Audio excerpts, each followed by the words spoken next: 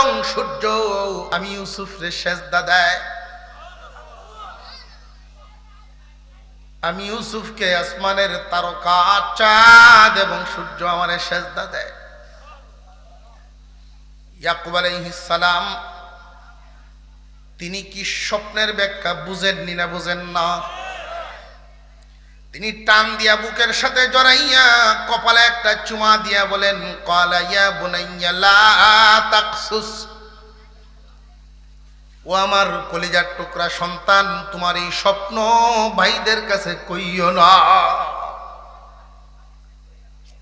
তোমার এই স্বপ্নটা তোমার ভাইদের কাছে বর্ণনা করবা না। ইউসুফ আলাইহিস সালাম তখন মনে মনে ভাবতেছিলেন, ভাইদের কাছে বললে সমস্যাটা কি? ভাইদের কাছে বললে সমস্যা কি? তারা তো আমার খুব আপনজন। এই স্বপ্ন তারা শুনলে তারাও তো খুশি হওয়ার কথা। তাদেরকে বলতে মানা করলেন, কারণটা কি? এমনি ইয়াকুব আলাইহিস সালাম বলেন, তুমি হয়তো মনে মনে ভাবতেছ আমি কেন না করলাম। ফায়াকিদু লাকা কাইদা, ও ইউসুফ, তোমার ভাইয়ারা যদি এই কথাগুলো শুনতে পারে তাহলে ফায়াকিদু লাকা কাইদা, তোমার বিরুদ্ধে চক্রান্তের জাল বুনাইব। স্বপ্ন শুনিয়া টের পাইয়ালব, বুঝে লাইব যে তুমি বড় হইলে কিছু একটা হইয়া যাইবা। এখন থেকে এই চক্রান্তের জাল বোনা শুরু করে দিব। কারণ ফুতাইন কেমন ভাবে তো চিনে চিনে না। ছেলেরা মনে করে আব্বা বেকল। এই যুগেও দেখবেন স্কুল থেকে ছেলে আইয়া বা মুরব্বী হয়ে গেলে বাপ মুরব্বী ছেলে যে আচার আচরণ করে, বন্ধু বান্ধবের সাথেও গফ করে। আব্বার আগের যুগের সিধা সাদা মানুষ, একটা ফেস দিয়ে ঘুরাই লইয়া রে আব্বা কি একটা খাই বইতাম। আরে বাবা রে, তোমার যে বয়সটা, এই বয়সটা কি আব্বার আসিন না? তুমি যেই রাস্তা দিয়ে হাঁটো, তুমি যেই বাজারে ঘোরাফেরা করো, এই জায়গাটা কি তোমার বাবাই দেখছে না? মানুষের যখন জন্ম হয়ে যায় তখন থেকেই মানুষ চলা শুরু করে দেয়। সেই চলা হেঁটে চলা নয়, সময়ের চলা, হায়াতে জিন্দেগির চলা। আমরা এখানে যারা আছি প্রত্যেকেই চলমান চলতেছি কবরের দিকে। কার কবরটা কতটুকু দূর আমরা জানি না, তবে কবরে যাইতে হবে এটা নিশ্চিত, কোনো সন্দেহ।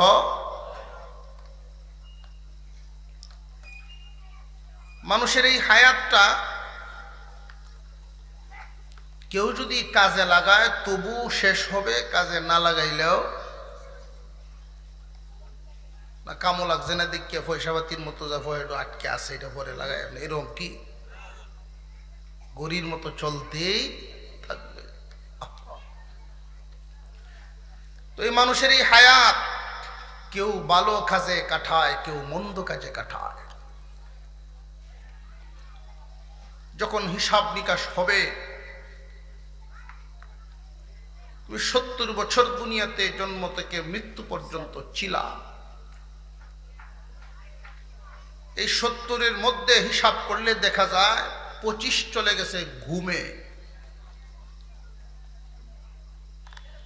25 কই গেছে? ঘুমো। এই 45-এর মধ্যে 15 চলে গেল নাবালিগে। সওয়াব গুনাহ কিচ্ছু নেই। আর রইল 30। এই 30 বছর যেই হায়াত, কি পরিমাণ ভালো কাজে অংশ নিয়েছ, কি পরিমাণ মন্দ কাজে অংশ নিয়েছ,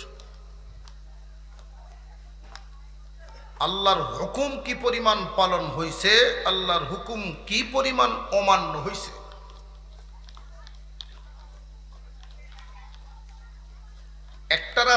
শয়তানে ডাকে, আরেক রাস্তায় আল্লাহ ডাকে। তুমি আল্লাহর ডাকে কি পরিমাণ সাড়া দিলা আর শয়তানের ডাকে কি পরিমাণ সাড়া দিলা, এই হিসাব নিকাশটা একদিন হইবনি, নয়তো না। হিসাব নিকাশের ক্ষেত্রে দেখা যায় যদি বেশিরভাগ সময় ভালো কাজে কাইতে থাকে, নেকির পাল্লাটা ভারী হয়ে যায়, তাহলে তো সে চিরস্থায়ী জাহান্নাম থেকে বেঁচে গেল। আমাদের জিন্দিগির একটু সময় আজকে কোরআনের এক মজলিসে বসতে পেরে খুশি আছি না বেজার? এই সমস্ত মজলিসগুলোতে আসলে পরে খুব আজমতের সাথে আসা, রং ঢঙের জায়গা না, এটা বরকতির জায়গা। বৃষ্টির মতো রহমত নাজিল হইতে থাকে।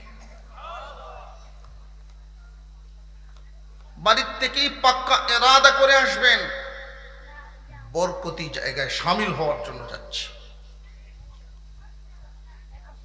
যেইভাবে সাহাবাই কেরাম যাইতেন, যেইভাবে বড় বড় বুজুর্গানগণের দরবারে আমাদের মুরব্বীরা যাইতেন বরকত আনার জন্য। বর্তমান জামানার এই মজলিসগুলো সেই ফজিলতপূর্ণ বরকতি জায়গা, তো আমিও এই বরকতি জায়গায় সামিল হওয়ার জন্য যাচ্ছি। এই এরাদাটা যখন হৃদয়ে আনতে পারবেন, তখন মনেই চাইব উজু সহকারে যাই, মনেই চাইব টুপিটা মাথায় দিয়া যাই, মনেই চাইব ভালো পোশাকটা পরে যাই। আমরা বহু নেক কাজে অংশগ্রহণ করি ঠিক, অংশগ্রহণ করার পরেও সেই নেক কাজের মজা পাই না। মজা না পাওয়ার কারণ গুরুত্ব কম দেওয়া। সে কি করতেছে এই বিষয়টার গুরুত্ব কম দেওয়া। যদি গুরুত্ব বেশি দেয়, মজা মিলব।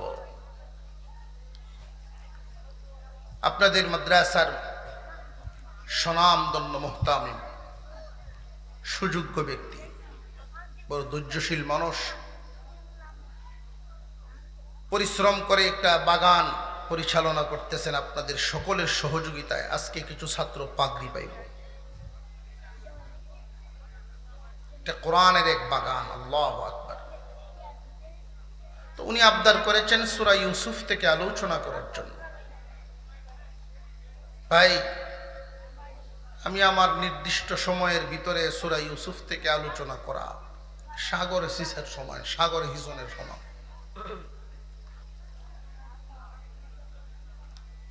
সূরা ইউসুফ অনেক লম্বা চূড়া আলোচনা, 111 আয়াত বিশিষ্ট সূরা। আমরা এই সমস্ত মজলিসে যতটুকু সময় নিয়ে বসি, 1-2 আয়াত আলোচনা করার মতো। 7 দিন ব্যাপী 10 দিন ব্যাপী তাফসির মাহফিলে আমাদের মুরব্বীগণ এই আলোচনাগুলো করতেন। ধারাবাহিকভাবে শুরু করতেন, 10 দিন এনে শেষ করতেন। ওটার একটা সিস্টেম ছিল। হঠাৎ করে এই আবদার করলে তো আসলেই আমরাও বেকায়দায় পড়ে যাই। যাক, শুরু করি যত পর্যন্ত নেওয়া যায়। এরপরে অনেকেই তো জানে নেই, মোটামুটি মুখস্থই আছে অনেকের, শুনতে শুনতেই অনেকের মুখস্থ হয়ে গেছে।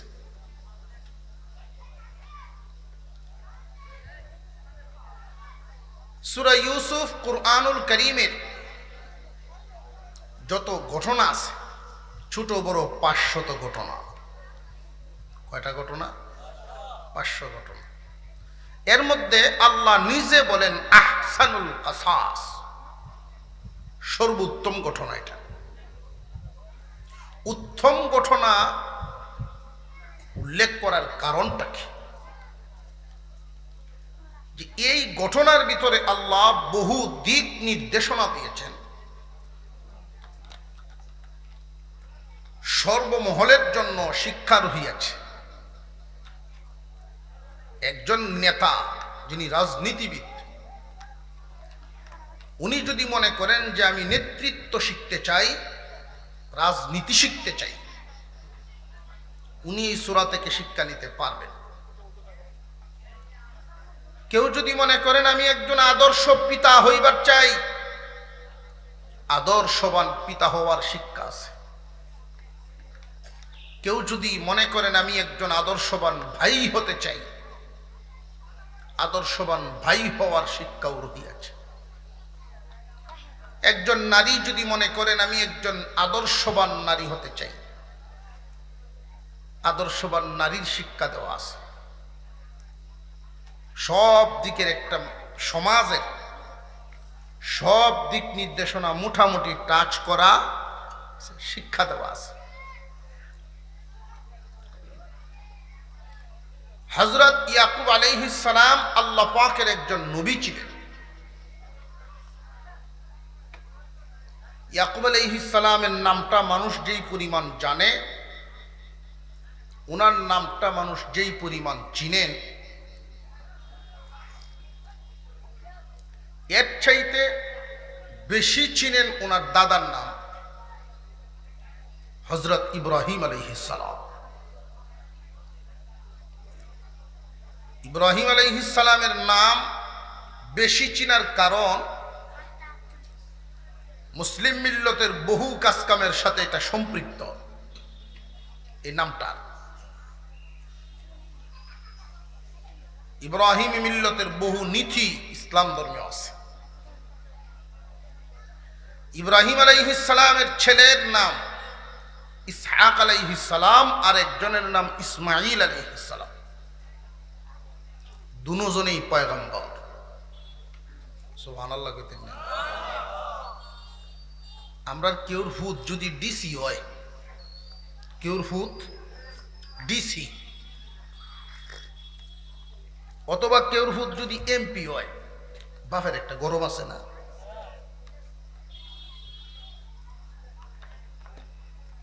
দুই ফুত দুজন নবী, খুশি হওয়ার ব্যাপার না? জোরে সোরে কন্যা সুবহান। ইব্রাহিম আলাইহিস সালামের দুই সন্তানই নবী। ইব্রাহিম আলাইহিস সালামের সন্তান ইসহাক আলাইহিস সালাম,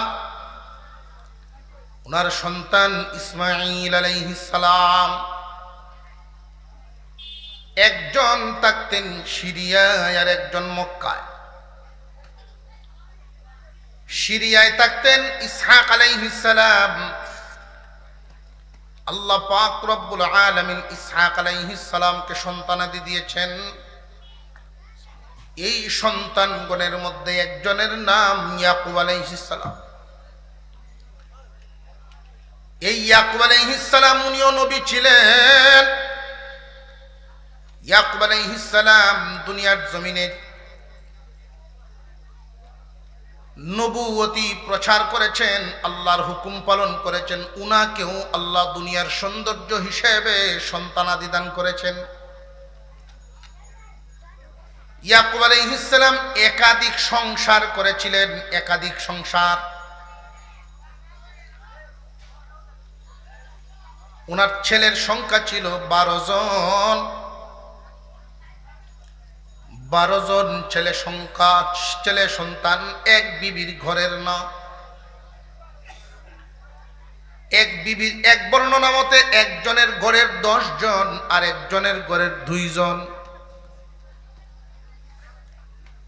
সংক্ষিপ্ত আকারে বলি, যেই বিবির 2 জন, এই বিবি দুনিয়ার জমিনে নাই, মারা গেছে। 2 ছেলে রাইকা গেলেন, একজনের নাম ইউসুফ আর একজনের নাম বিনয়ামিন। যেই বিবির ছিল 10 ছেলে, উনি ছিলেন বয়সে বড়। বড় বিবির সন্তানরাও তো বড়,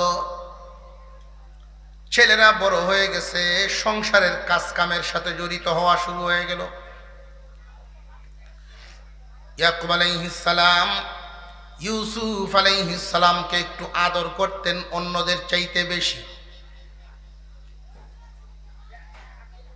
হয়তো আপনারা প্রশ্ন করতে পারেন, উনি না নবী, তাহলে আদর বেশ কম করেন কেন? প্রশ্ন জাগে না?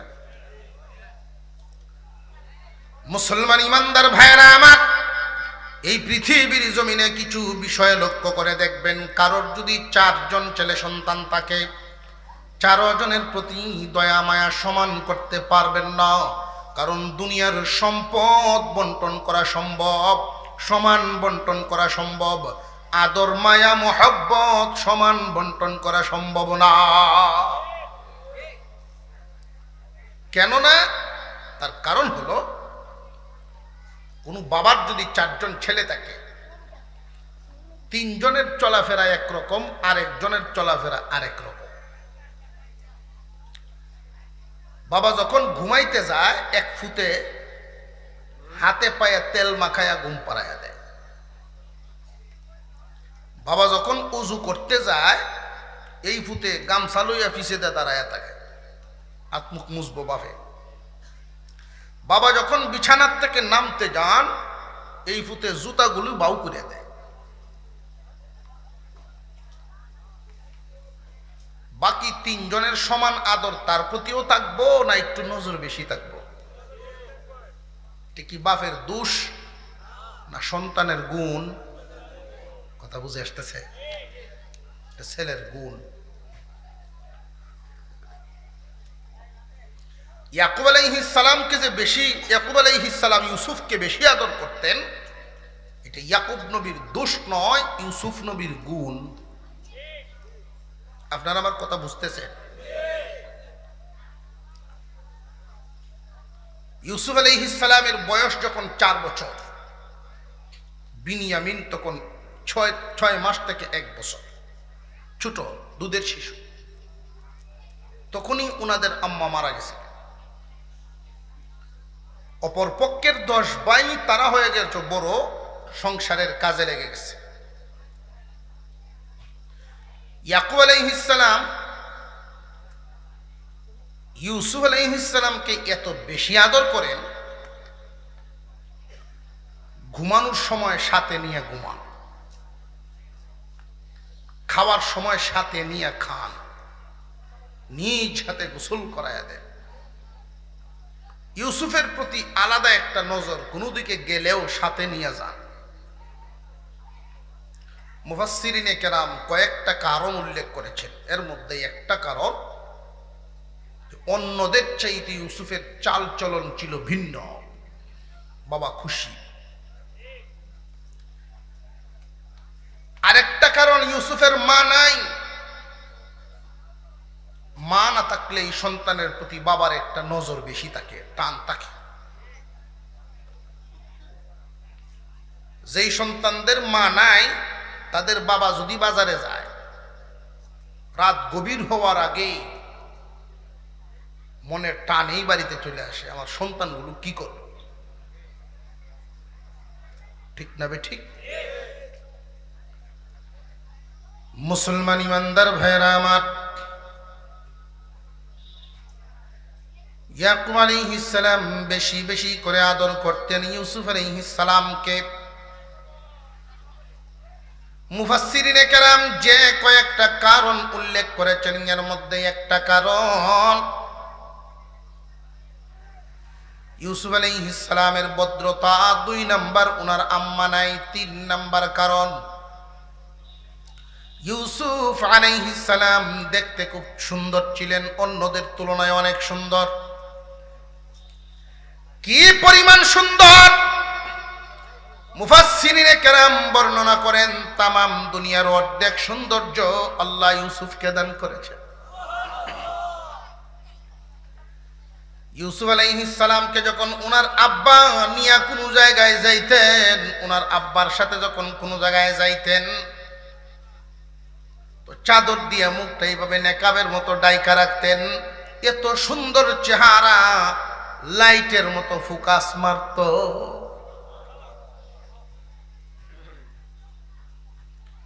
সাথে নিয়ে ঘুমান, সাথে নিয়ে খান। দিন যাইতে লাগলো। 4 বছর বয়স থেকে মা হারা হইছেন। 4 বছর বয়সের সময় তখন থেকে ওনার এই আমল। এত আদর করেন যে তার মাঝে নাই এই দুঃখ যেন অন্তরে কখনো না ওঠে। দিন যাইতে লাগলো। 1 বছর 2 বছর এইভাবে যাইতে যাইতে ইউসুফের বয়স হয়ে গেছে প্রায় 13 বছর।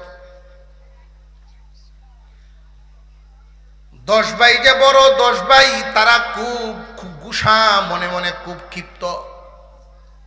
তাদের আপত্তি হলো, আব্বাজান আমাদেরকে আদর করেন কম, আমাদেরকে আদর কম করেন, তাদেরকে আদর বেশি করেন। বিশেষ করে ইউসুফের প্রতি আব্বার নজর বেশি, আমাদের তুলনায় আব্বা ইউসুফরে আদর করেন বেশি। অথচ ইউসুফ হলো দুর্বল, আমরা 10 ভাই সবল। আব্বা তো সঠিকটা বুঝতেছেন না। আব্বার সাথে যদি আমরা থাকি, আব্বার যেই পরিমাণ ফায়দা হইব, ইউসুফ তার ছোট ভাই বিনিয়ামিন ওরা থাকলে আব্বার কি হইব?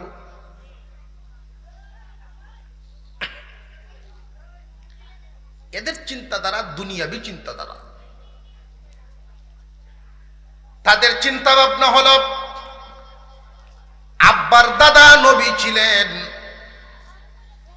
আব্বার দাদা নবী ছিলেন, আমাদের দাদাও নবী ছিলেন, আমাদের আব্বাও নবী। আব্বার পরে তো আমাদের মধ্যেও কেউ না কেউ নবুয়তি পাইবেন, কালিমার দায়িত্ব, দাওয়াতের দায়িত্ব পাইবেন। এই দায়িত্বটা যেন আমরা 10 ভাই থেকে যে কোনো একজনে পায়।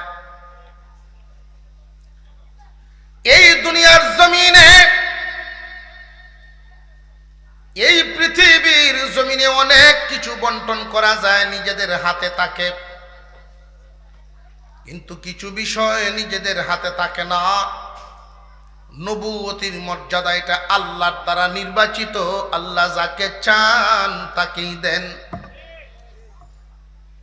10 ভাইয়ের মনে মনে আমাদের 10 জনের থেকে যে কোনো একজনকে যেন আব্বায় নির্বাচিত করেন, আব্বার পরের গদিটা, আব্বার পরের সম্মানটা যেন আমরা থেকে কেউ পায়।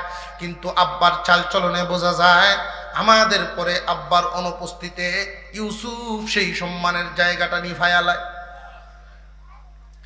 আব্বা ভুল বুঝতেছে, এই জমিনে দিনই কাজ করতে গেলেও শক্তির দরকার, যেটা ইউসুফের নাই। আব্বা খামাকা ইউসুফরে আদর করেন। আব্বার এই দায়িত্ব যদি পরবর্তীতে পালন করা লাগে, আমরা 10 ভাই ছাড়া কোনো গতি নেই। তার চিন্তা, এরা চিন্তাটা দুনিয়াদারির চিন্তা, যে দিনের কাজ করতে গেলেও লাঠির দরকার। এটা হলো হেরার চিন্তা। বেড়া সার দোকানের সামনে বইয়া গপ করতেছে, হ্যাঁ মুন্সি বেড়ায় জুম্মা তো বাইরে আইছে, দোকানদার একটা চা দে, টুপিটা কাবলা দে খুললিয়া, বাস গড়িয়া খুলছে না, কাবলা দে খুলছে। টুপিটা কুলার একটা বাপ আছে, আদবের সাথেও কুলা যায়, কাবলা দেও। মসজিদ তো বাইরে এমনি টুপিটা কাবলা দে খুললে পড়ে, একটা চা দে। দোকানদারে কয় কি ব্যাপার, মনটা খুব খারাপ মনে হইতেছে। মাথাটা গরম হয়েছে, ওয়াজটা হুন্ডিয়া। কি ওয়াজ শুনছেন আর মাথা গরম হয়েছে? সুদ খাইলে বলে গুণা হয়।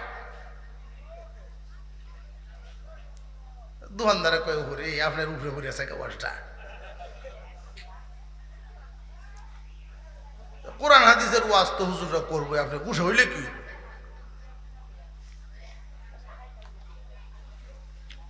কয় না মসজিদে যাইতাম না,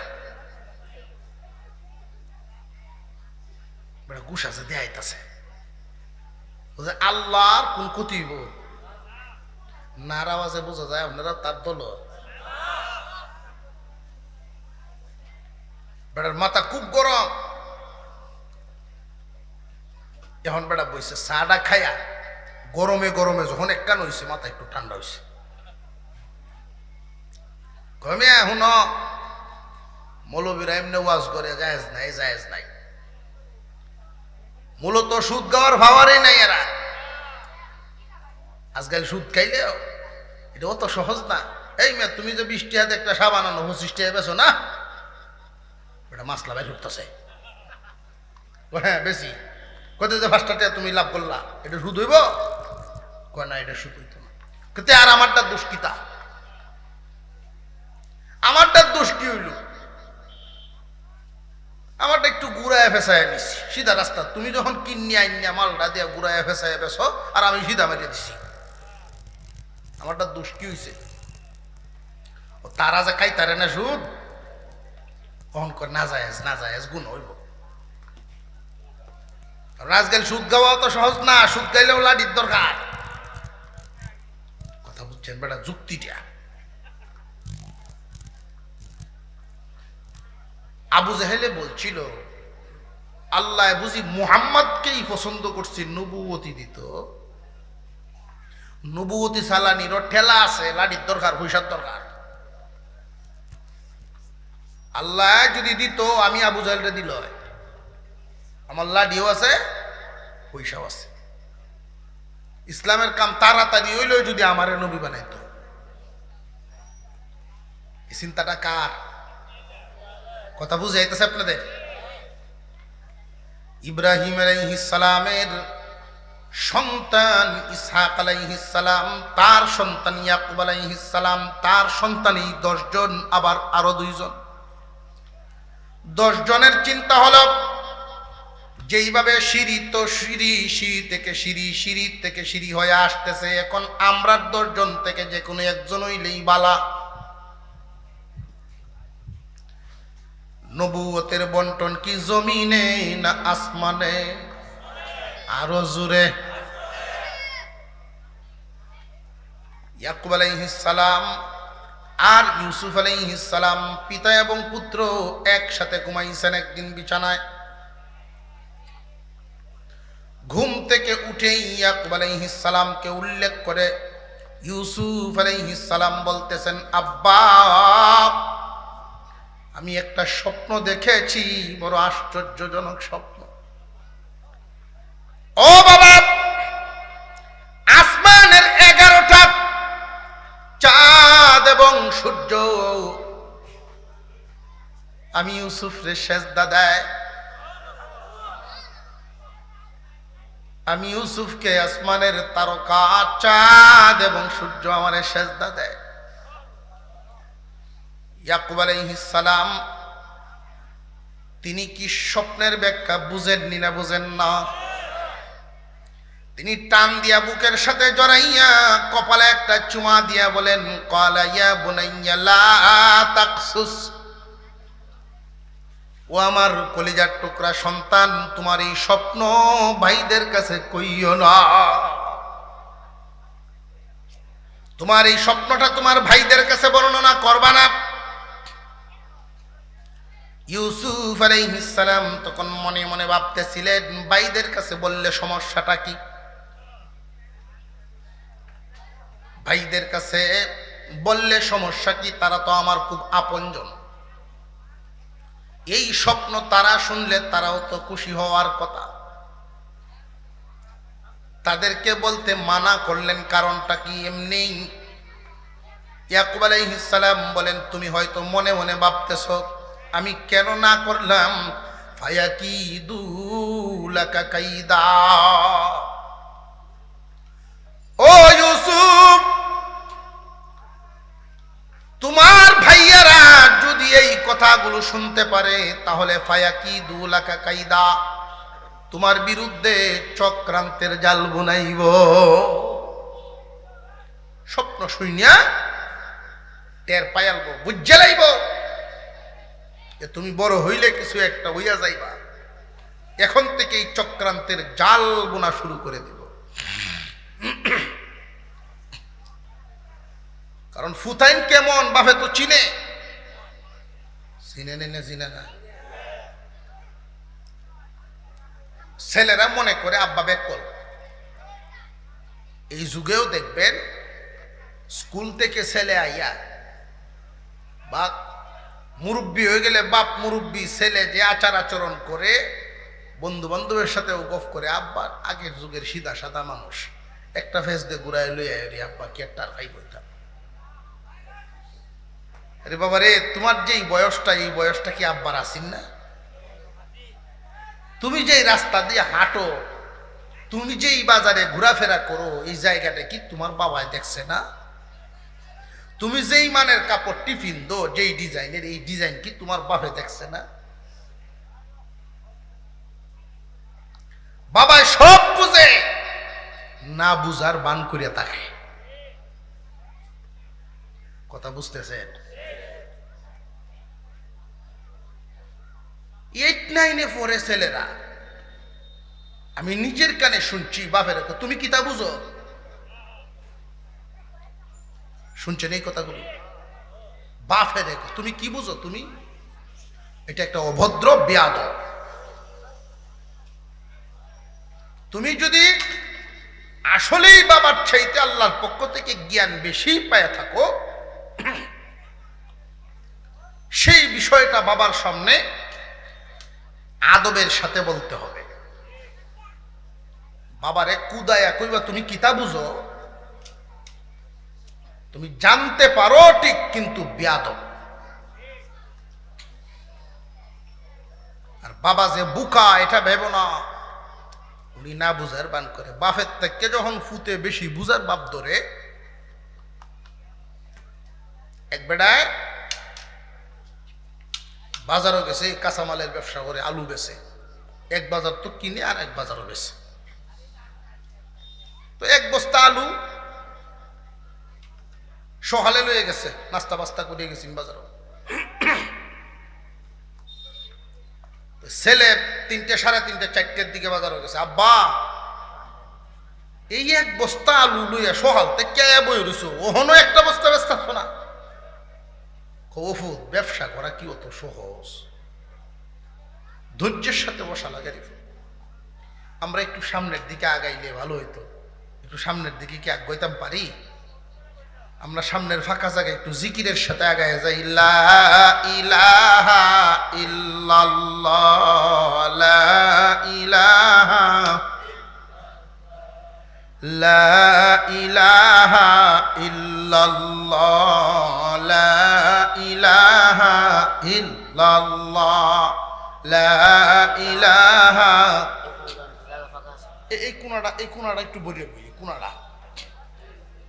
এই কোনাটার মধ্যে কয়েকজন লুকায় পড়েন। লা ইলাহা ইল্লাল্লাহ, লা ইলাহা। একটু সামনের দিকে আগে। লা ইলাহা ইল্লাল্লাহ মুহাম্মাদুর রাসূলুল্লাহ।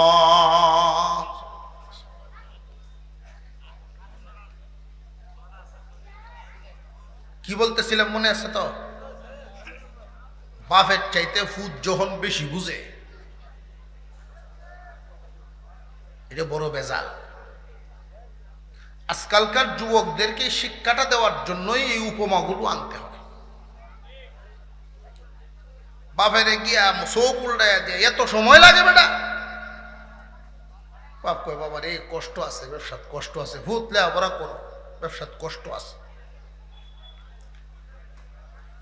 আমি আপনাদেরকে একটা কথা বলে দেই, আমাদের অনেকেই নিজের সন্তানকে কোনো কাজে লাগাইতে চায় না, আদরের টেলায়। আবার বাহাদুরির সাথে গফও করে, আমার ভূত মাটি তা আদনের লেগিন, এইখানের বনটা ওইখানে নেওয়ার লেগিন দেই না। এটা বাহাদুরি না, সন্তানের জীবন ধ্বংস করতেছ। একটা কথা জেনে রাখবেন, যেই পাথর হাতুড়ির বাড়ি নিতে পারে না, ভেঙে যায়, ওই পাথর কোনো বিল্ডিং এ লাগে না। যেই পাথর হাতুড়ির বাড়ি নিবার পারে না, ওইটা কোনো কামের। সন্তানকে, আপনার ছেলেকে যেই কাজ আপনি করেন, ওই কাজে মাঝে মাঝে এনে লাগাইবেন। পুরা ভারটা তো তার উপরে আপনি দিবেন না, আপনি তো ধৈর্য রাখবেন। সে শুধু অনুমান করতো আমার বাবাই করে কি। মাঝখানে যে ফাঁকা জায়গাটা একটু দয়া করে বন্ধ করে ফেলেন। একটু দয়া করে বন্ধ করে ফেলেন। একটু সামনের দিকে একটু আগায় বসি, আমরা একটু সামনের দিকে আগায় বসি, সামনের ফাঁকা জায়গা বন্ধ করে বসি। এদিক দিয়েও কোনা দেয়, সাইডটি দিয়ে আমরা দেখে দেখে ফাঁকাটি বন্ধ করে বসি।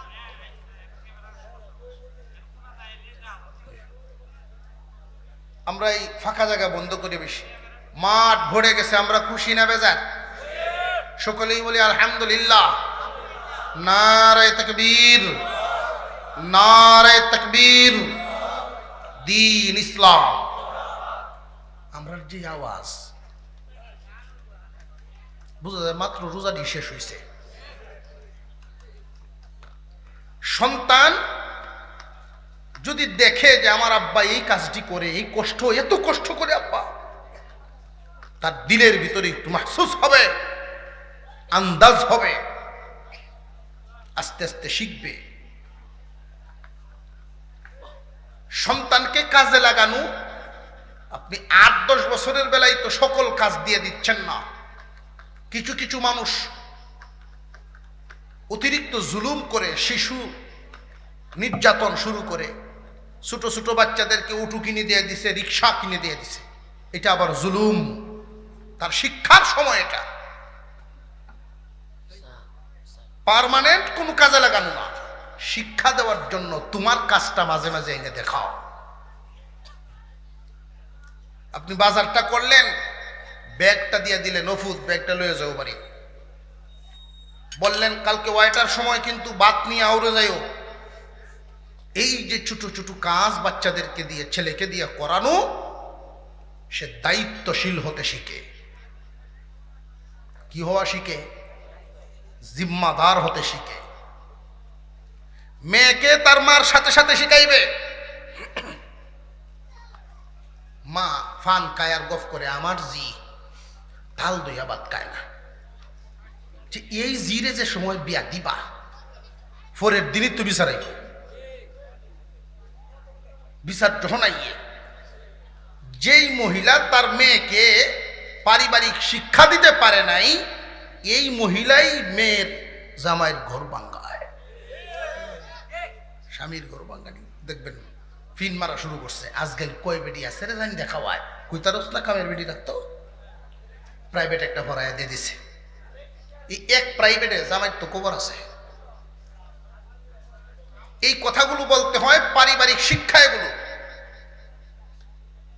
মুসলমান ভাইরা, যুবক ছেলে স্কুলে পড়ে বাপের রেখে কুদানি শুরু করছে। আব্বা ওহনো দেখছো না, এক বস্তা আলু বেড়ে অত সময় লাগে, তুমি উঠো আমি বইতাছি। বাপ খুব খুশি হয়েছে, কয় ওফু তুই যদি বইবার আসতে ব, আমি আসরের নামাজটা উপরে যাই, এক কাপ চা খাই। কয়ে যাও। বাপ গেছে আসরের নামাজ করে, 2-3 জনে পড়ে। আপনার মধ্যে 2-3 জনে পড়ুন, বুঝতাম পারছি। কেউ জানে না করে হাত। হ্যাঁ, আর একটু জোরে কইন, কয় রাখাত? হ্যাঁ, এখন বোঝা গেছে। 4 রাকাত নামাজ পড়তে আর 1 কাপ চা খাইতে 10 মিনিট। 15-20 মিনিট পরে বাপ আইসে। বাপ আইসা দেখে ফাল্লা ভাতর দইতাছে, আলু বেচা শেষ। করি বাপরে বাপ, ওফুত অত তাড়াতাড়ি তুই কেমনে বেচলে, এত জলদি কেমনে বেচলে? ছেলে কয় আব্বা ব্যবসা তো জানতে হইব, আগে বেচা কেনা তো জানতে হইব। বাপ খুব খুশি, অত অল্প সময়ে বিক্রি করে ফেলছস, তো কত কেজি বেচছস?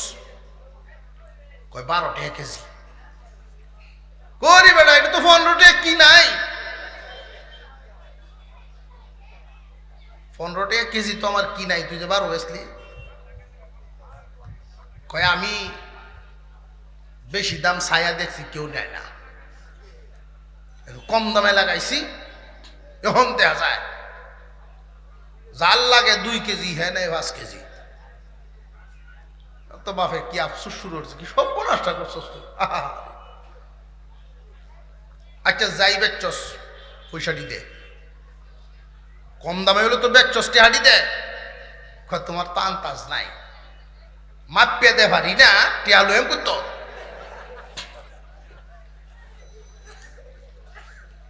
এইটারে কয় আমও গেছে বাপের থেকে বেশি বুঝলে আমও যাইব বুঝে এইটাছে আপনাদের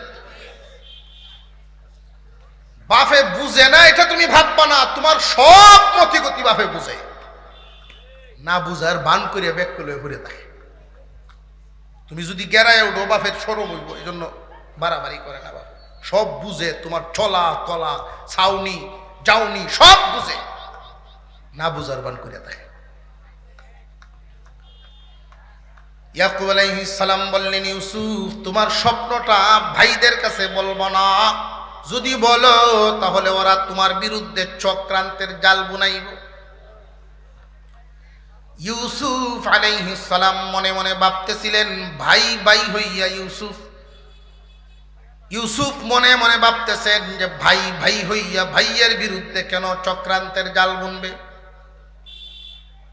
এই জন্য আবার ইয়াকুব নবী জানায়া দিলেন ইন্না শাইতানা লিল ইনসানি আদুউম মুবিন রে ইউসুফ ভাই ভাইয়ের বিরুদ্ধে কেন চক্রান্তের জাল বুনে তুমি জানো নি এটা শয়তানে বুনায় ভাই ভাইয়ের বিরুদ্ধে বুনতে চায় না শয়তানে বুনায় শয়তান কি মানব জাতির বন্ধু না শত্রু আরো জোরে শয়তান তো শুধু মানুষের পরকাল নষ্ট করবে এটা উদ্দেশ্য নয় ইহকালও নষ্ট করতে চায়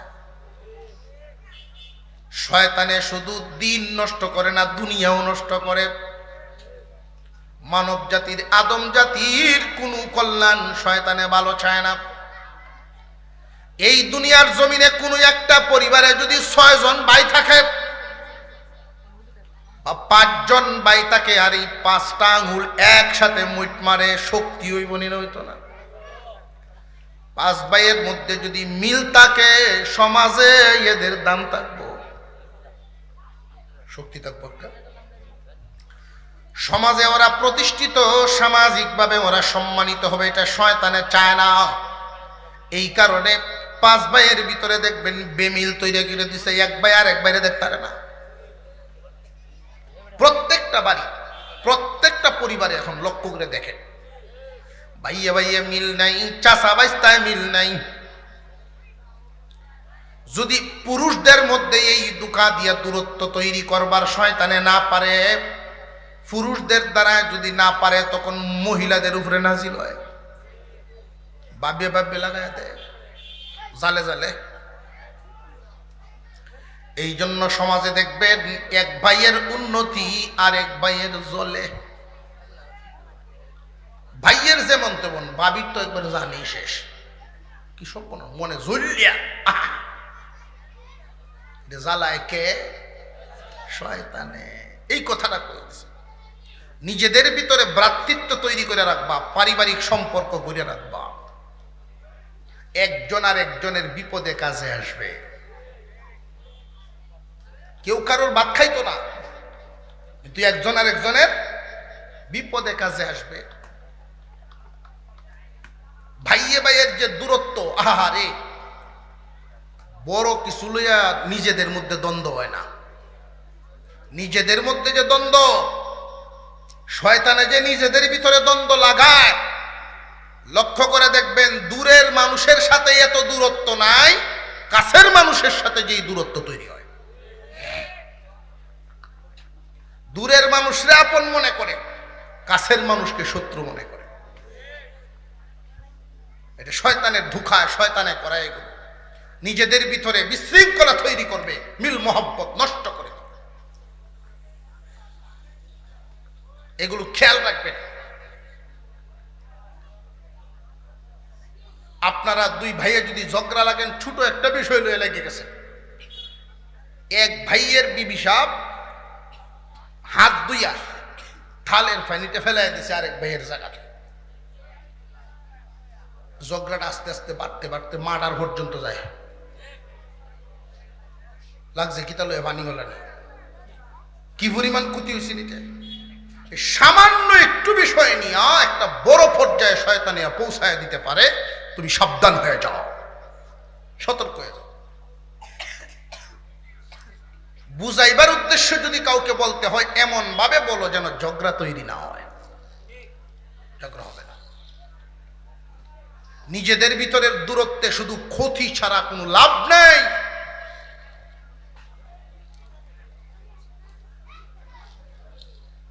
সবচেয়ে একটা গুরুত্বের সাথে একটা কথা নিবেন, এটা বাড়ি পর্যন্ত নিবেন, জীবন ভর মনে রাখবেন। নবীজি এক হাদিসের মধ্যে বলেন, যদি দুইজনে ঝগড়া হয়, এক দুদিন কথা বন্ধ থাকে না, থাকেনি? জীবন ভরেই বন্ধ থাকবো যদি কথা একজনে আগে না কয়। আগে একজনে কইলে তো পরে হেউ কইব। নবীজি বলছেন 3 দিনের উপরে ঝগড়াটা রাখো না, কথা বন্ধ রাখো না। তবে যে আগে কথা কইব সদকার সওয়াব হইব। কথা বুঝে আসতেছে? শয়তানে ফার্ম দিব, ফার্ম বুঝুন না, কুমন্ত্রণা দিব, তোর ফুট 4 তোর 4 ফুট, 4 সেরা তোর লাঠি 4 হে 2 ফুট। কথা কইলে হে আগে কোক তোর সাথে, তুই কি কম ট? শয়তানে ফার্ম দিব। আমার পয়সা বেশি, গরিমা থাকলে আমার থাকবো, পারলে উপজাই আমার সাথে আলাপ করো। এই যে দূরত্ব তৈরি করে রাখলো, এইগুলো অনেক দূরত্ব তৈরি করে রাখে। কিরকম দূরত্ব? একই বাবার 2 ছেলে, 2 আরা জমিন রেখে বাবা মারা গেছে, 1 আরা করে হচ্ছে না বাডো, বাড়ি বিছরা সব বন্টন করা হয়েছে। 3% একটা জায়গা জালাফাট, মরিচ টরিচ মাঝে মাঝে করে। এইটা লইয়া 2 ভাইয়ের মধ্যে ফেস লাগিয়ে বসে। এখন এই জায়গাটা লইয়া ফেস লাগিয়া মামলা দিছে কোর্টও। একজন আর একজনকে ছাড়ে না, ঝগড়া করে যেই গরু আইয়ে শয়তান আগেই বিবির উপরে নাজিল হইয়া থাকে। নগর নগর ভিক্ষা হরবাম, তবু এটা দেখে দেন। এই হুমকিতে পরে বেড়ার আরো স্পিডতে পারে না। আরে মামলা বাবা শুরু হয়েছে। এই মামলায় 14 বছর। তো আমাদের নেত্রকোনা কোর্টে আগে যখন আমাদের উপজেলার থেকে যাইতো মানুষ, হাঁটতে যেমন লাগতো, এত গাড়ি ঘোড়ার প্রচলন ছিল না। মাঝখানে একটা জায়গা আছে, জায়গার নাম রেন্টিতলা, রেন্টি গাছ আছেন একটা, এটা ছায়া তলে মানুষ গিয়ে বসতো, গাছের জোরগুলোর মধ্যে বইয়া নাস্তা টাস্তা খাইতো। আগে তো হোটেলও ছিল না, বাড়ির থেকেই পিঠা চিরা লইয়া তারপরে যাইতো। তো মোটামুটি 14 বছর গেছে। আর এতে এই 14 বছরে 1 আরা যে আসিন জমিন, যেদিন কোর্টে গেলেন, কোর্টে দোকানদার রাস্তানা পয়সা লোনের লেগে বই রয়েছে। দোকানদার আপনার মামলা শেষ হনের লেগে দিত না, একটু বাজায় রাখবো, কারণ আপনি তো তার কাস্টমার। আপুস করে দিল্লির তো শেষ। কোর্টে এমন মামলাও আছে যার বিরুদ্ধে মামলা 5 বছর আগে মারা গেছে। যার বিরুদ্ধে মামলা 5 বছর আগে মামলা গেছে, মারাই গেছে, সে যখন রায় হইছে 3 বছরের সাজা, যেই জজ সব কইছেন, স্যার উনি মারা গেছেন। কিরকম দেশটা বাস করি আমরা। 14 বছর এভাবে মামলা পায়া, জমা জমি 2 ভাইয়ের শেষ। এই গাছটার তলে আয়া বইছে। তো এই দিন হইল কি, এক ভাইয়ের কাছে সিরা আছে, গুড় নাই, আর আরেকটার কাছে একটু গুড় রয়েছে, সিরাটি নাই, সিরা শেষ। অনেক গুড় ডাল কটা সিরা হইলে তো নাস্তাটা হইয়াই বলল। আর সেই দিক দিয়ে দাদা ভাই সাহেবেরা তো সিরা আছে, গুড় নাই। 2 জ্বরের মধ্যে একজন আর একজনের ছায়া দেখতেছে, এমনি কয়েকটা ভাই সাহেব একটু গুড় নেও গা, একটু সিরা দিল। কাহারে এই ডাকটা যদি 14 বছর আগে দিতে, এই ডাক 14 বছর আগে যদি দেলতে, কেটটি তোর বেশ লব না। বুঝাইতেছে আপনাদের? আমি একবারে আঞ্চলিক ভাষায়, এর চেয়ে সহজ ভাষায় বোঝানোর শক্তি আমার নাই। এটাই সমাজ। কোরআন থেকে এগুলো আমাদের শিক্ষা। ঘটনা আস্থাটা শূন্য লাইলাম, কিছু শিখলাম না। ইয়াকুব আলাইহিস সালাম নিষেধ করলেন, তোমার স্বপ্নটা ভাইদের কাছে বলবা না। কেন জানোনি? তোমার ভাইয়েরাই স্বপ্ন শুনলে চক্রান্তের জাল বুনাইব তোমার বিরুদ্ধে। মনে মনে উনি ভাবতেছেন, ভাই হইয়া চক্রান্তের জাল কেন বুনবেন? ইয়াকুব নবী জানায়া দিলেন, শয়তানে বুনায়, শয়তান মানুষের প্রকাশ্য শত্রু। দুই ভাইয়ের মধ্যে দূরত্ব কি এমনি হয় না, শয়তানে করায়। চাচা বাতিজায় মিল নাই। একজন আর একজনের যদি ফোন দেয় যে আমার ফুতে চাকরি হয়েছে বা বিদেশ যেতেছে, তহরিস বিষয় হচ্ছে, আলহামদুলিল্লাহ আলহামদুলিল্লাহ, আল্লাহ আমরা দেখে না, পিছিয়ে দেখি দেখুয়া দেয়। খুশি হয়েছে ঠিক, জলটাও আছে। যাক, ইউসুফ আলাইহিস সালাম স্বপ্নটা বলার পরে ইয়াকুব নবী বলেন, বাবা, তোমার এই স্বপ্নের দ্বারায় বোঝা যায় আল্লাহ তোমাকে নির্বাচিত করবেন। কিসে নির্বাচিত? আমার দাদার পরে কে হইছি, তারপরে কে হইছি, আমার পরে কে হবে? তোমরা 12 জন ভাইয়ের মধ্যে, তোমরা 12 জন ভাইয়ের মধ্যে আল্লাহ তোমাকে নির্বাচিত করবেন। আল্লাহ তোমাকে জ্ঞান শিক্ষা দিবেন। তোমার উপরে আল্লাহ নিয়ামত পরিপূর্ণভাবে দিবেন, যেই নিয়ামতের বন্টন পুরা পরিবারে পাইব। তোমার উসিলায় তোমার পরিবারও বন্টন পাইব। এই কথাটা একজন ভাবি শুনে ফেলছে। মানুষের মধ্যে একদল মানুষ এরকম আছে, চোখ কান খোলা রাখে, কার বাড়ির কেলা কোন সময় আইলো, কেলা কেমনে আলাপ করে, এটি 3 রাস্তার মুড়ো খারইয়া খারইয়া পুরা মহল্লার কবর হেরায়।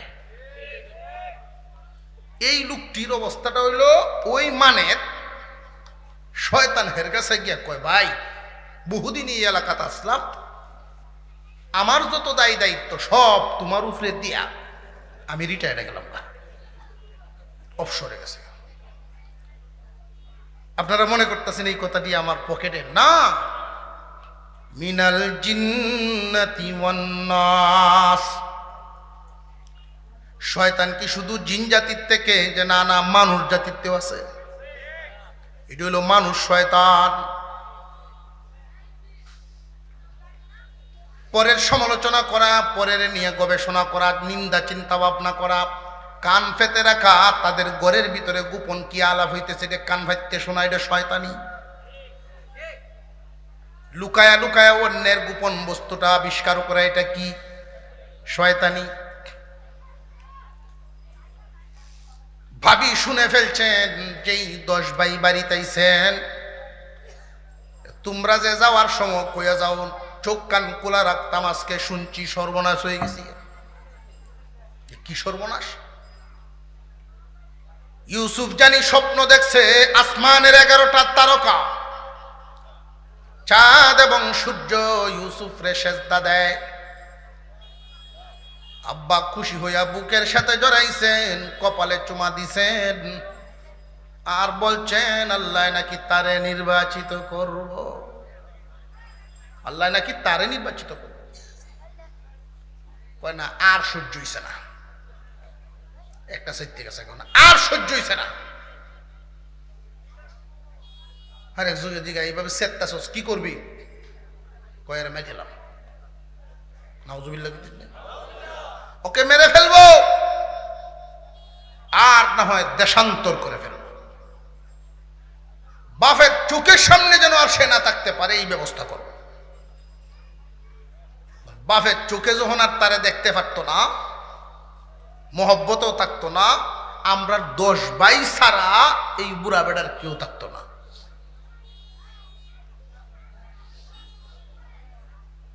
আরেকজনে কয় কথা ঠিক কইছস।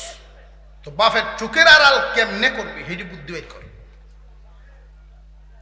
তো রাত্রে যাই আব্বার তারও দোষো ভাই রাত্রে গেছে, আব্বা ইউসুফরে আপনি খুব আদর করেন, আমরারে মনে হয় বিশ্বাস করুন না। যদি বিশ্বাস করতেন, আমরাও তো ইউসুফকে আদর করি, আমরাও তো মন চায় সাথে লইয়া ঘুরি, আমরা সাথে তো দিন না। আমরা যে ইউসুফের উত্তম ভবিষ্যৎ কামনা করি, এটা যদি আপনি বিশ্বাস করেন, আগামীকাল আমাদের সাথে দেয়া দিন। আর যদি দেন না, বুঝবো বিশ্বাস করেন না। কঠিন পরীক্ষা না? আগামীকাল সকালবেলায় অবশেষে উনি রাজি হয়ে গেলেন, যাও দিব। তবে দেই না যে কেন এটা জানো? আমার ভয় হয় এবং চিন্তা লাগে। আমার চোখের আড়াল হয়ে গেলেই আমি চিন্তাত পড়ে যাই। আমার ভয় লাগে তোমরা যেই এলাকায় কাজ কাম করতে যাও, বাঘের বড় উপদ্রব, যদি আমার ইউসুফকে বাঘে খেলায়। এরা 10 ভাই একসাথে কয় আমরা এই এলাকার এক একজন মাল। আগে মাল কইতো না মানুষে, এখন এনে কয় বীর বাহাদুর। এরকম শক্তিশালী ওরা, এক একজন এক একটা বাঘের সাথে মাইর করতে পারে। এরকম বেড়ায় আমরা 10টা বাইরে থইয়া আদরের বাইঠারে বাঘে খেয়ে ফেলবো, মানুষের সামনে মুখ দেখায় কেমনে? বাপের সামনে বাহাদুরির গপ্পটা মারছে। পরের দিন সকালবেলায় ইউসুফ আলাইহিস সালামকে নিয়া বাবার চোখের আড়াল হয়ে যাচ্ছে। বাবাই বিদায় দিয়ে দিলেন, বইলা দিলেন, ইউসুফ আল্লাহর উপরে সব সময় ভরসা রাখবা। দুনিয়ার সবাই সবাইকে ভুলতে পারে, আল্লাহ তার বান্দা ভুলেন না।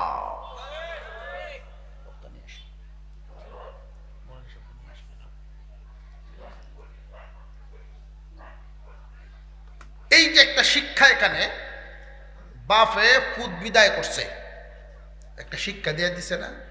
কি শিক্ষা? আল্লাহর উপরে ভরসা রাখবা, আল্লাহরে ভুলল না। আর আমরা বাপ আছি ঠিক, কিন্তু আদর্শ নাই। আমরাও তো ফুতেরে বিভিন্ন জায়গা পাঠাই, কয় বাপে কয়দিন এই কথা কইয়া দেই যে ফুত সর্বহালতে আল্লাহর প্রতি ভরসা রাখবা, কইয়া দেই। আমরা কই কিতা যে অভূত কোনো অসুবিধা হইলে তোমার কালুর বাসার যাইগা, তোমার মামারে ফোন দিও। জোরে কোন ঠিক না বেটি? আল্লাহর প্রতি খেয়াল এটার স্মরণই করাই না। যখন নিয়ে গেলেন, বাবার চোখের আড়াল হইছেন, শুধু নির্যাতন শুরু হয়ে গেছে। আহা, আব্বার সামনে এত আদর করলো, একজনের কুল থেকে আর একজনের কুলো, একজনের কুল থেকে আর একজনের কুলো দেখাইছিলেন। এখন কি নির্যাতন শুরু হয়ে গেছে। তাদের মধ্যে সিদ্ধান্ত হয়েছে যে না, দমে মারণ যেত না, কারণ দমে মারা বড় অপরাধ। এরা যদিও দেখা যায় শয়তানের দুকাত পড়ছে, নবীর আওলাদ তো, নবীর বংশধর, মার্ডার করণ যেত না, দেশান্তর কর, মনের আশা পূরণ হইলে তুইছে। বাপ পুত্রে আলাদা করণ হইল আমরার কথা, মাইরিয়াও আলাদা করণ যাব, দেশ ছাড়াই আলাদা করণ যাব। যেটায় ভাব কম হেডে কর, কথা বুঝে আসতেছে?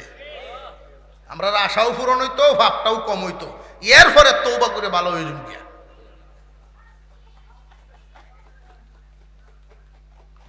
দশভাই তাদেরকে তাদের সিদ্ধান্ত অনুযায়ী ইউসুফকে নিয়ে নির্যাতন করে দেশান্তর করব। কি করা? কোনো একটা কুয়ায় ফেলাইয়া দেই। এই দিক দিয়ে প্রতীক মানুষ যারা বিভিন্ন দেশে আসা যাওয়া করে, এরা যখন পানি টানি উঠানোর জন্য বালতি ফেলবো আর দেখবো যেই দেশের মানুষে তারে উঠাইব সেই দেশে নিয়ে যাব, জীবনে আর বাড়ি যাইতো না।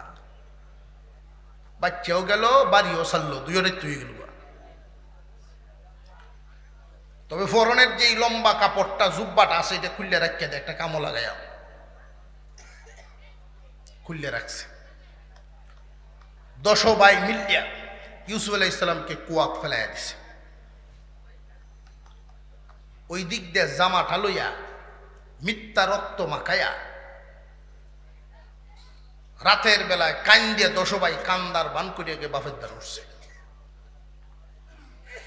10 জনকে দেখে তো বাপেও কান্না শুরু করছে, আমার তো 11 ফুতাউনের কথা। ইউসুফ কই? আব্বা কইলে বিশ্বাস করেন কিনা হয়তো আপনি আপনারা বিশ্বাস করতেন না, যদিও আমরা সত্যবাদী, বিশ্বাস তো করতেন না। একদল মানুষ আছে দেখবেন নামাজ না হলে আমার ইমানটি আছে, জানি না হলে আমরা মিছা কথা কই না, অথচ মিথ্যায় ঘুমায়াও কয়।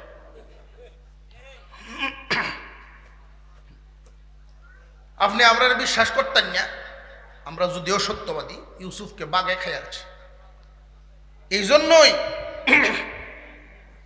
রক্তমাখা জামাটা লই আইছি যেন বিশ্বাস করেন। বাইরে আনতাম পারছি না, তার জামাটা আনছি। বাফেরা তো জামাটা এইভাবে লইছে। ইয়াকুব নবী কি ব্যাক কর, যেই যুগে যিনি নবী হন সবচেয়ে বড় জ্ঞানী হন। বুখাকে আল্লাহ নবী বানান না। আর আসমানি ইলম পাওয়ার পরে আর লোক বুকা থাকে না। আর উনি তো আল্লাহর নির্বাচিত ব্যক্তি, উনি জামাটা লই এখন ও বেটায় বড় শিক্ষিত বাগে খাইছে। সিরা নাই, একটা বুতম সিরা নাই, আমার ভূতরে বাইর করলো কই দিয়া। এখন একটা আর একটা রেখো, এটা কি হইল, এটা কি করলাম, একটা বুতম সিরিয়া বা একটু সিরিয়া ভেজে আন লিখতেইছিল। এই যে একটা ভুল, মুফাসসিরিনে কেরাম বলেন দুনিয়াতে যত মানুষ ভুল করে ধরা ফরার জন্য ভুলের পিছনে ভুল থাকে। তারা বিচক্ষণ ছিলেন, তখন এটা মাথায় আসে নাই। যদিও মাথা মগজ আমার, চালাই আমি না। হুদহুদ একটা পাখি আছে, উপর থেকে উড়াল দিয়া দেখেই বলতে পারে, উপর থেকে তাকায়া বলতে পারে মাটির কত ফিট নিচে পানির স্তর আছে। তার চোখের পাওয়ার কি কম? অথচ এই পাখি শিকারীর জালে বন্দী হয় কেন? যে যখন আল্লাহ তার পতন গনায়া নিয়ে আসেন, জাল আর তার চোখে বাসে না। যে যত বড় উপরের মর্যাদাই পাওক না কেন, যত সম্মানেই পাওক না কেন, সবকিছু দিছেন কে?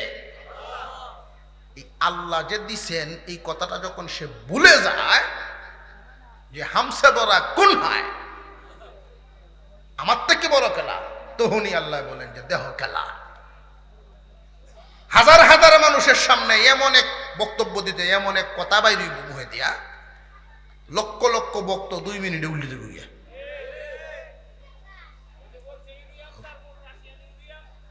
কেমন বুঝলে?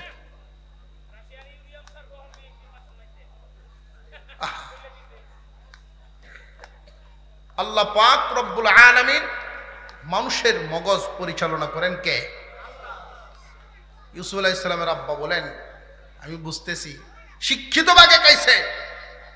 10 ভাই উঠে গেছি, উঠে চলে গেছেন গিয়া জঙ্গলের কিনার থেকে একটা বাঘ ধরে নিয়ে আসছেন তারা।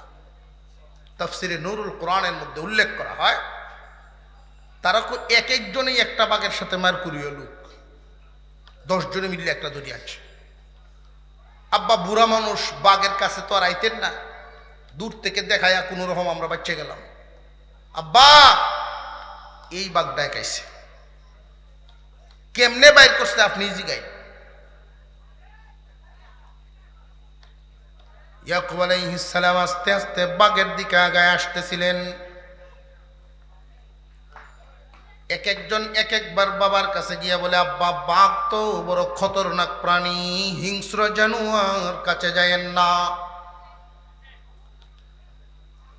ইয়াকুব আলাইহিস সালাম বলেন, আমি তো শুধু তোমাদের বাবা নই, আমি আল্লাহর নবী।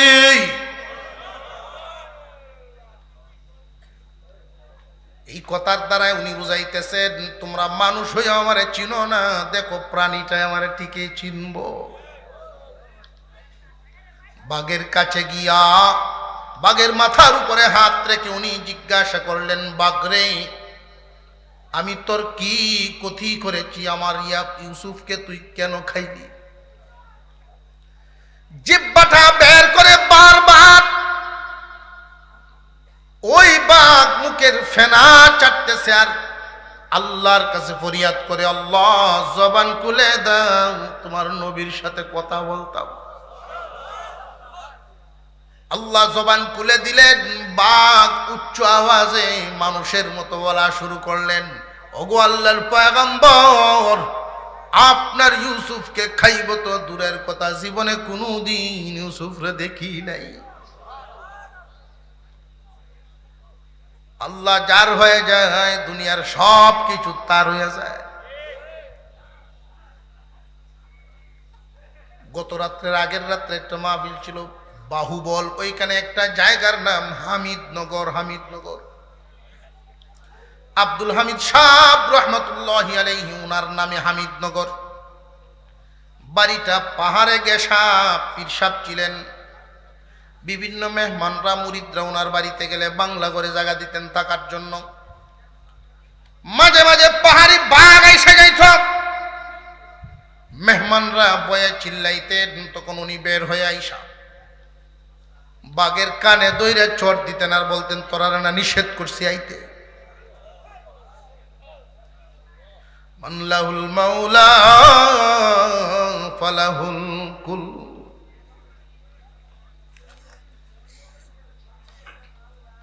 আল্লাহ যার, আল্লাহ সবকিছুই তার। ইয়াকুব আলাইহিস সালাম বলেন, বুঝে ফেলেছি, বুঝে ফেলেছি। 10 ভাই এখন 10 দিকে দৌড় শুরু করছে, প্রমাণ হয়ে গেছে মিথ্যা। উনি বলতেছিলেন, তোমাদের নাটক, এটা সাজানো নাটক, তোমাদের মনোক্তি কথা বলছো, বাঘে খাইছে। আমার ভূতের তো বাঘে খাই নাই। 10 ভাই 10 দিকে যাওয়া শুরু করছে। এই মুহূর্তে ইয়াকুব আলাইহিস সালাম একমাত্র আল্লাহর উপরে ভরসা করে ফেলছেন। আল্লাহর উপরে কেমন ভরসা করেছেন ইয়াকুব আলাইহিস সালাম, বুঝার তো আর বাকি নাই উনার পুতের সাথে কি আচরণ হয়েছে। ওই দিন উনি যেই কথাটা বলছিলেন, এখান থেকে অনেক শিক্ষা আছে আমাদের জন্য। একজন আদর্শবান পিতার শিক্ষা। সন্তান অপরাধ করে ফেলেছেন, ইয়াকুব নবী বুঝে ফেলেছেন, বুঝে শুধু এই কথাটাই বলছিলেন, ওয়ালাবাল সাওয়ালাত লাকুম আনফুসুকুম আমরা, তোমাদের মন সাজানো, তোমাদের মনের সাজানো ঘটনা এটা আমারে শোনাইছো, আমি বুঝে ফেলেছি। কিন্তু বুঝেও তো কিছু করার নাই রে, তোমরা আমার সন্তান, আমার শরীয়তের জজ তো আমি নিজেই। কার আদালতে বিচার দিও? দিলে একমাত্র আল্লাহর কাছে।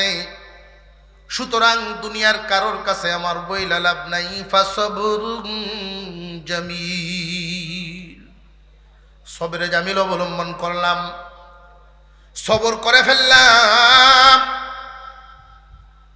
কেউ যখন কোনো ক্ষতিগ্রস্ত হয়ে যায়, দুনিয়ার কারোর দ্বারস্থ না হইয়া যদি সবর করে ফেলে, একমাত্র আল্লাহর কাছে বলে, তখন আল্লাহ তারে উত্তম বদলা দেন, দুনিয়াতেও আখেরাতে উত্তম বদলা দিবেন, গুনাহ মাফ করে জান্নাত দিবেন।